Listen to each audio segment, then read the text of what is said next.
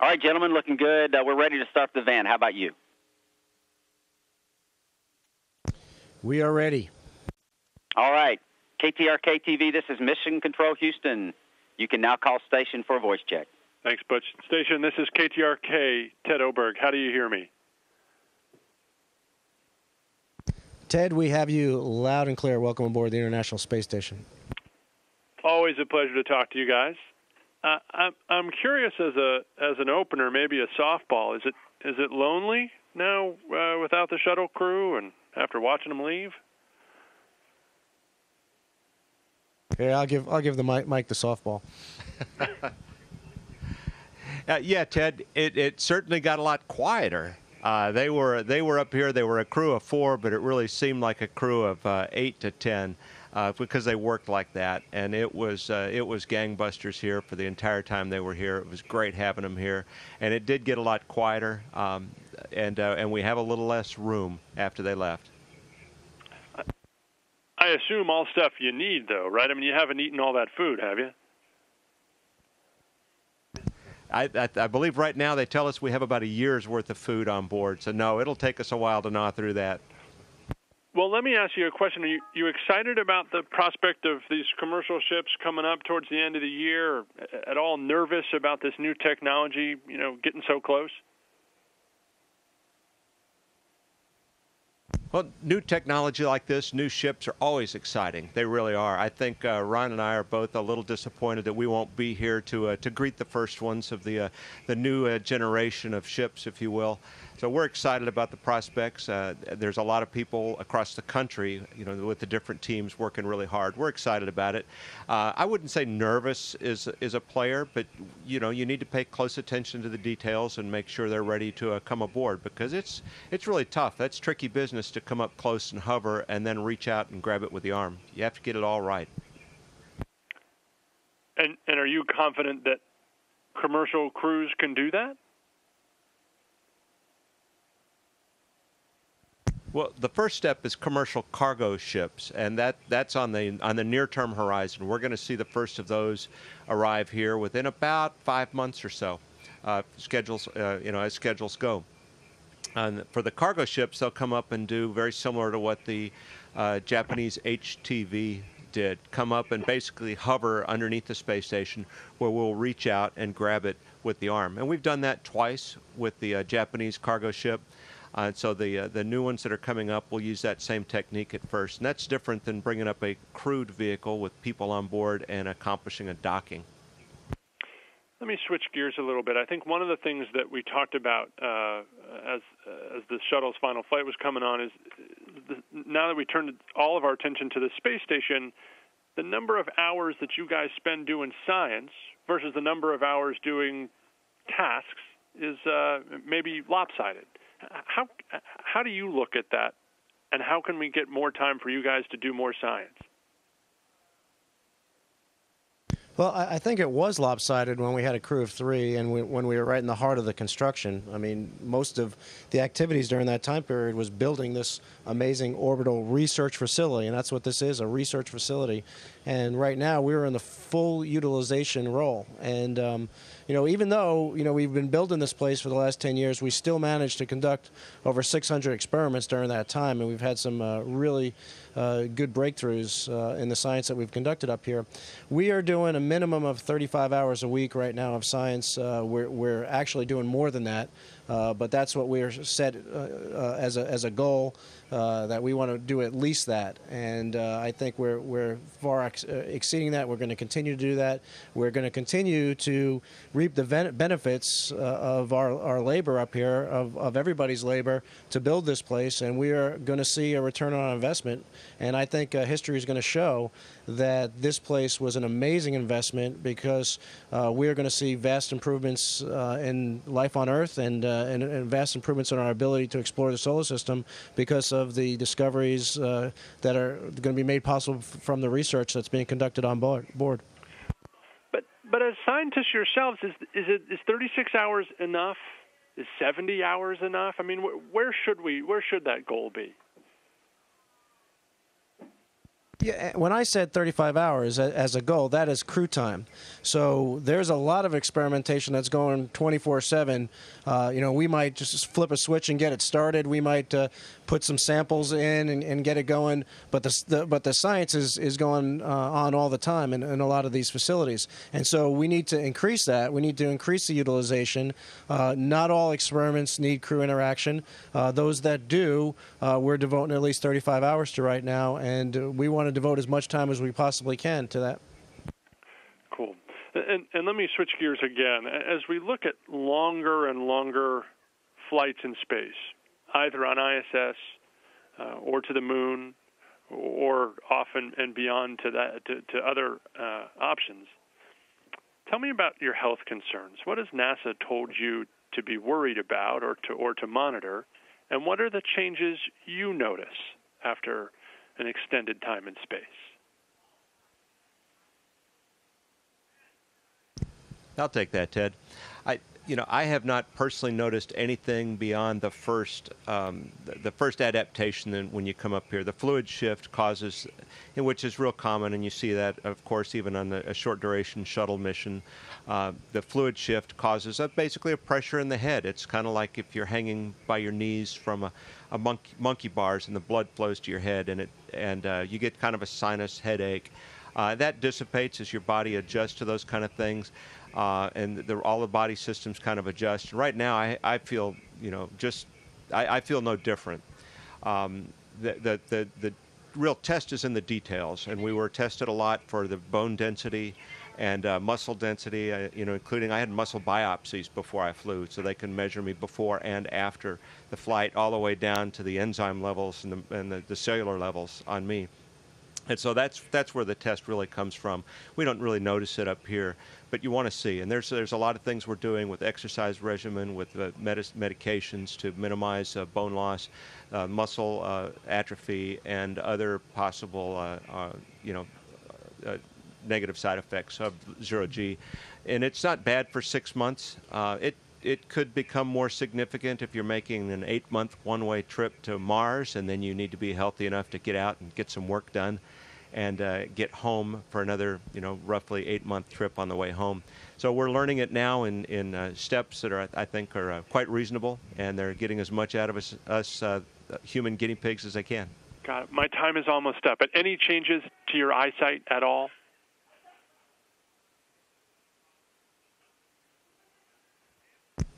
We have not experienced anything like that. Everybody's watching close. Eyes are one of the things that can be affected by the space, and we're not completely sure why, so we're watching it closely. No pun intended. And guys, it's always a thrill to talk to you. I'm curious, and I don't expect you to zoom out the camera, but are you sitting or standing or just free floating?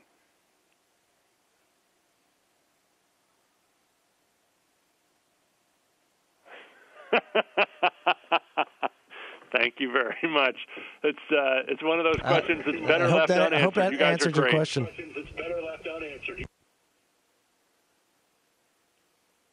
All right. Take care. Be Thanks, safe. Ted. It was great talking to you.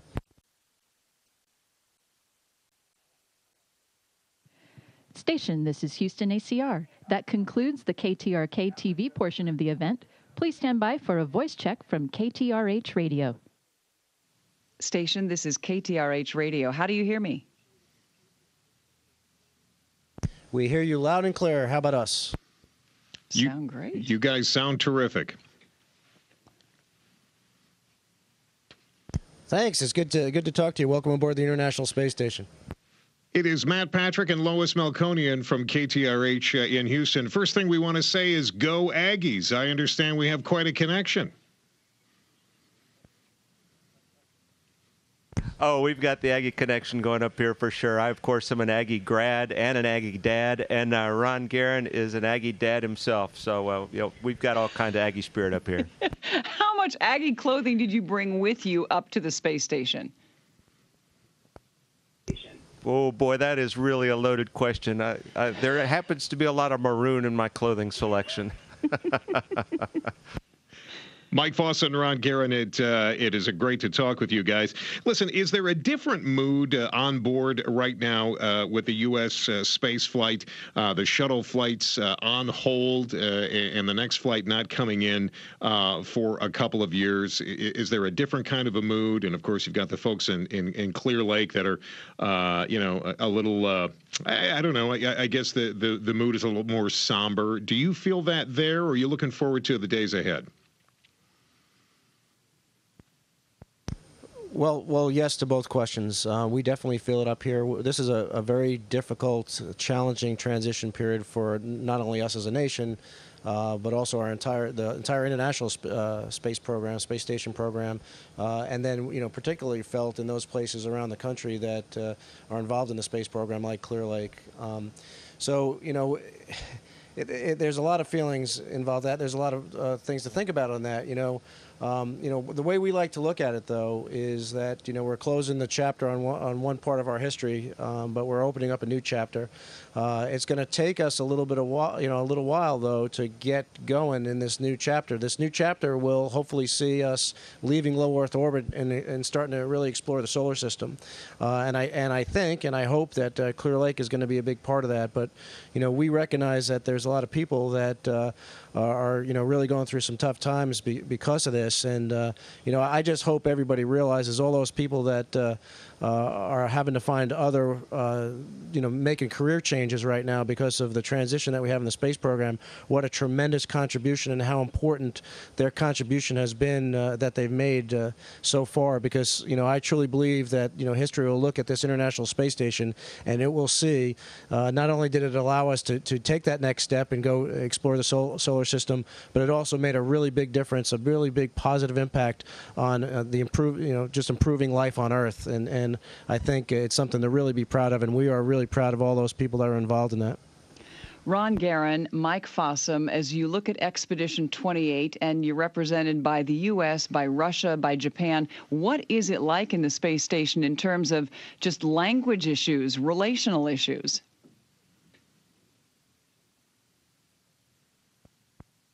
Yeah, Lois, I'm glad you brought that up because, not only is this place, the stepping stone to exploration beyond the low Earth orbit, not only is it going to make life better on planet Earth, it's also a shining example of international cooperation.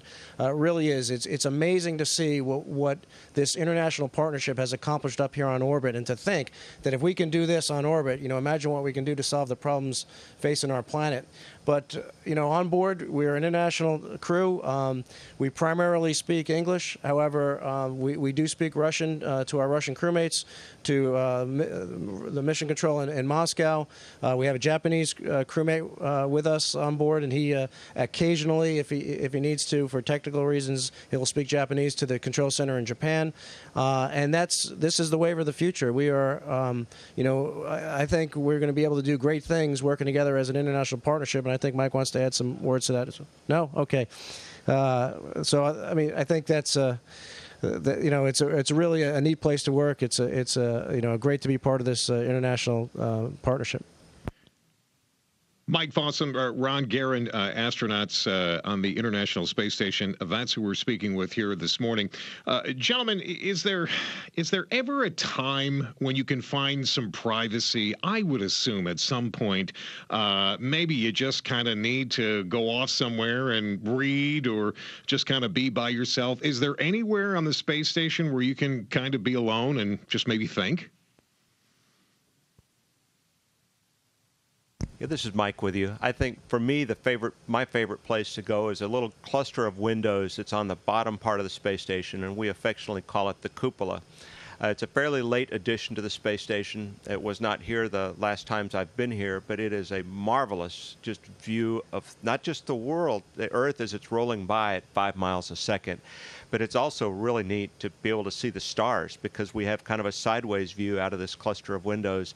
So you can see the stars hanging above the Earth. This morning I got up early and went to take a look, and there was the Aurora Borealis kind of shimmering in the distance, and that was a really neat time to just relax a little bit. I had a little bag of coffee with me, and kind of collect my thoughts and get ready for the day. Now, who else carries a bag of coffee instead of a cup? Mike, thanks so much for that. Mike and Ron, we're talking to you. We understand you're quite the spacewalk team. How do you become a spacewalk team? Hey, I think for us it's just a lot of hard work and even more good luck. We flew together on STS-124 3 years ago, and actually we're standing in the Japanese laboratory right now, and Ron and I did the spacewalks associated with adding this laboratory to the complex up here. So we did 3 spacewalks with 124, and then shortly after we got back home, Ron got into the space station training flow, and then I was lucky enough to join him a few months later, and as luck has it, we're here together, and they needed a little work done. So they knew who to call. And as we said, we're putting the band back together. All right. Well, that leads me then to my next question, which I didn't know if I was going to ask or not, but I watched the Peter Frampton video, and Ron, I saw you, talking with Peter Frampton, who I have met on a few occasions. Nice guy. And you said that you did bring Frampton Comes Alive up to the International Space Station. I'm going to call you on that right now. Is that indeed true, or were you just kind of placating Peter Frampton and that San Francisco audience? No, it is definitely true. And as a matter of fact, in that clip, he showed a picture of that CD in orbit. And music is a really interesting thing to talk about up here, because this is a very sterile environment. All you hear is, pumps and fans. And it's really, really nice to be able to listen to music, because it really gives you a connection to your home planet, if you will. I mean, it really is a nice connection, and it's really surreal if to think about looking at the Earth and seeing this beautiful planet while you're listening to beautiful music and have that connection with the Earth. It's really almost indescribable. How do each of you think of and this is Sorry. Yeah, this is Mike. I just have to add, we do have an assortment of music. Yesterday was Stephen Curtis Chapman Day because he was in Mission Control and got to talk to us. Other days are ZZ Top Day, and we're rocking the station. So we enjoy music as a way to help pass the time and have a little fun. I know we have to wrap this up, but I've got to ask what you think of yourselves. I know you've called yourselves human guinea pigs, and you're working on the human body, biology, physics, materials. You're doing cutting-edge experiments that will really influence many of us for years and decades to come. Yeah, I mean, that's part of the reason why we do what we do here. We realize that this is an opportunity for us as not just the nation, but us as a species, as humanity, to improve our lot, to improve our planet, to improve the way we live. There's experiments that we're doing on board that I think will lead to better ways to provide clean water, better food, better medicines, better materials. The list goes on. And to be a part of that and to be working with all those thousands of people, not just across the nation, but around the world, to basically, this is a pretty important, this is a pretty big deal. This is something that's going to change the world, and to be a part of that is just an absolute honor. And if that means that sometimes we got to donate some of our blood and throw it in the freezer for evaluation back on the Earth, and that's a small price to pay, because it's really an honor and a privilege to do this. Mike Fosson, Ron Guerin, thank you so much for the time from the International Space Station. From all of us here at KTRH, back on Earth, have a safe trip home. We'll see you soon. Thanks, Matt. Thanks, Lois. It was great talking to you. Station, this is Houston ACR. Thank you. That concludes the event.